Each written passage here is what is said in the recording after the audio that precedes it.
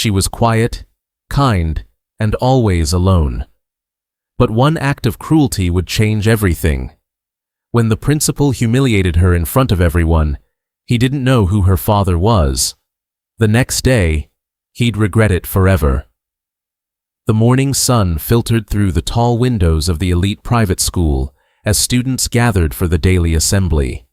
Uniformed and polished, they lined up neatly in the grand hall, whispering, laughing, and preparing for another ordinary day. Among them was a girl who stood out not because of what she did, but because of what she didn't do. She was always quiet, silent, really. She walked with her head slightly bowed, her eyes focused on the floor. Her clothes were always clean, though simple. She never raised her hand in class, never joined the lunchtime chatter, never stood in the spotlight. Most students didn't even know her name. She existed in the background, a shadow in the crowd. As the assembly began, the principal stood on the platform with his usual stern expression. He was known for his discipline, his pride in the school's image, and his absolute intolerance for what he called imperfection. He scanned the students like a general inspecting soldiers, his arms behind his back and chin raised high. To him, everything was about presentation, status, and control. There was no room for softness, and certainly no patience for the odd or the quiet. That morning, the silent girl arrived a few seconds late. As she hurried across the hall to join her class line, her foot slipped into a patch of mud near the garden path. It wasn't much, just a splash, but it left a dark stain on the edge of her skirt and her white socks. She paused for a moment, embarrassed, then continued walking. The principal saw her immediately. His face twisted with disdain. "You there!" he shouted, pointing. "Yes, you, the one dragging dirt into my clean school." The students turned.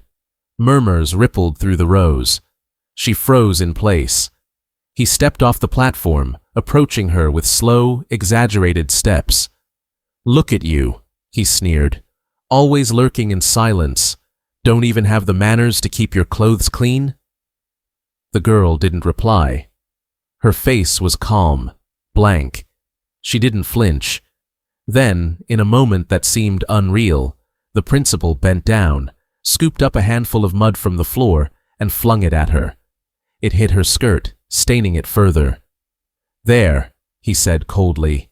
"Now you match your clothes." A gasp rose from the students.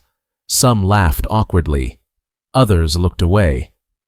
The girl stood motionless. No tears, no words, just stillness. She slowly picked up her bag from the floor, turned, and walked away, her steps steady, her silence louder than any scream. The atmosphere in the staff room was unusually tense that afternoon. Teachers gathered in clusters, speaking in hushed tones over lukewarm tea. The incident from the morning assembly had already spread like wildfire. The principal's public humiliation of the silent girl was the topic on every tongue. Some shook their heads in disapproval, while others stayed quiet, unsure whether to speak against the head of the school. One senior teacher, who had been with the institution for years, leaned in closer to a group and whispered, "You have no idea who that girl really is." The others paused, eyebrows raised. "She's not just some quiet, poor kid. There's something different about her. I've seen her arrive in different cars, always with a driver, and no one ever comes to parent-teacher meetings." The room fell into silence. A quiet tension settled, the kind that comes before a storm. That evening, far from the noise of school, the silent girl stepped out of the back seat of a sleek black car that had waited patiently outside the school gates. The vehicle pulled through the high iron gates of a private estate, trees lining the path like sentinels. The mansion stood tall and dignified, not loud in luxury, but unmistakably grand. As the girl entered, the staff greeted her with soft nods, eyes filled with respect. She didn't smile or speak. She simply walked to her room, her bag still hanging from her shoulder, the mud-stained uniform still clinging to her small frame. Later, as the sun dipped low, a car arrived at the gate. A man stepped out, tall, composed, impeccably dressed. His eyes were sharp, carrying a silent power that didn't need to be spoken aloud. He entered the house and walked straight to his daughter's room. She was sitting quietly on the edge of her bed, staring at the stained hem of her skirt. As he entered, she looked up and stood. He didn't rush to speak. His eyes fell to the dirty uniform, then slowly rose to meet hers. No anger showed on his face, only quiet intensity. She said just one sentence. "He made me dirty in front of everyone." The words hung in the air like a stone dropped into still water. The father said nothing. He walked to the window, placed a hand in his pocket, and pulled out his phone. His voice, calm and firm, spoke into the receiver. "Clear my schedule. Tomorrow, I'm going to school." Then he hung up. The room was silent again, but this time it felt heavy with purpose. Something had shifted. The next morning, the air at the school was thick with whispers. Students gathered in small circles, buzzing with speculation. The story of what had happened to the silent girl had spread overnight, but now new rumors were rising. Someone had seen a luxury car waiting at the gate. Someone else claimed the girl's father was a government official, a businessman, a secret investor. No one knew for sure.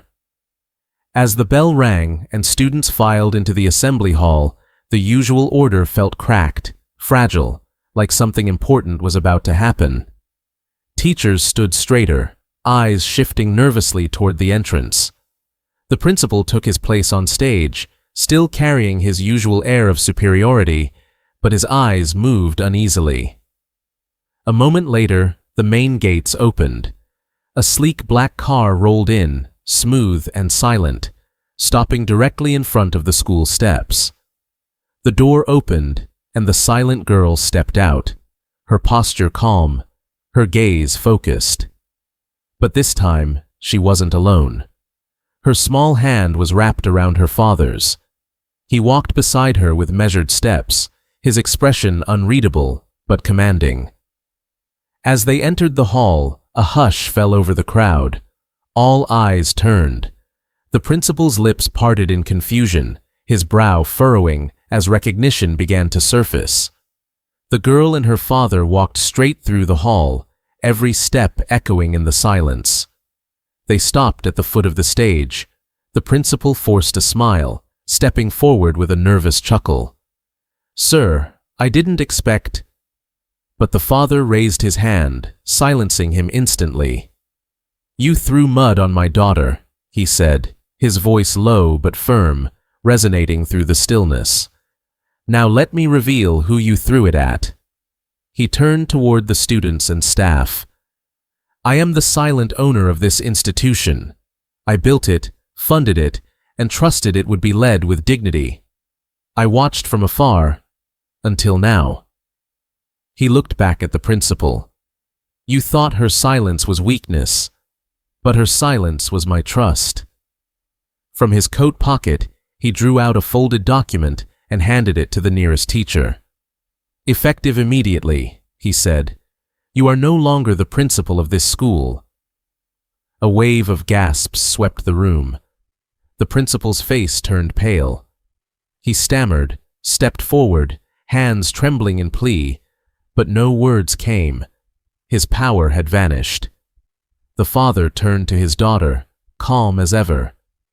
"Let's clean this place up," he said softly, "starting with the ones who make it dirty." Weeks passed, and the school felt different.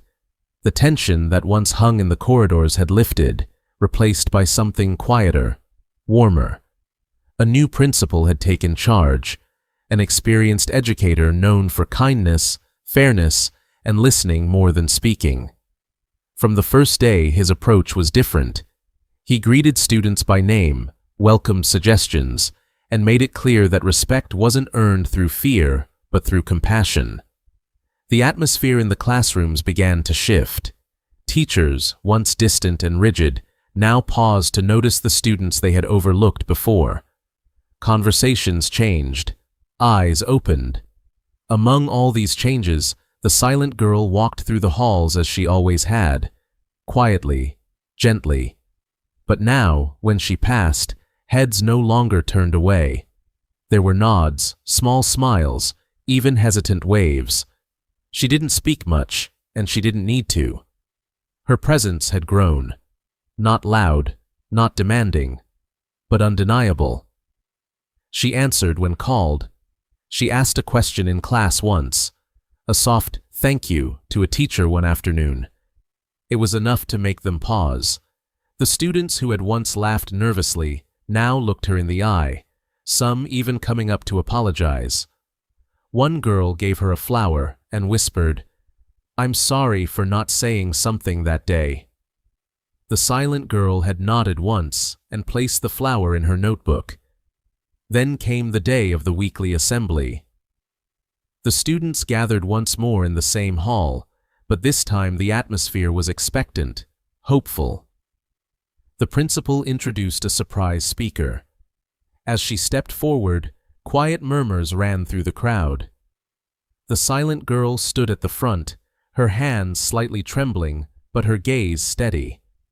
She looked out over the rows of faces that had once overlooked her. Then, softly but clearly, she spoke. "Silence is not weakness," she said. "Sometimes it's strength, sometimes it's trust, and sometimes it's survival. Respect every voice, even the quiet ones." The hall was silent again, but this time it was filled with reverence. As she stepped back, there was no applause at first, just stillness. Then slowly, gently, it began. One clap, then another. Then everyone stood. The applause filled the room. Outside the hall, watching from a shaded balcony where no one noticed him, her father stood with his arms folded and a quiet smile on his face. He didn't speak. He didn't need to. A voiceover echoed gently as the screen faded to black. "Sometimes, the quietest voices belong to the ones with the greatest power behind them."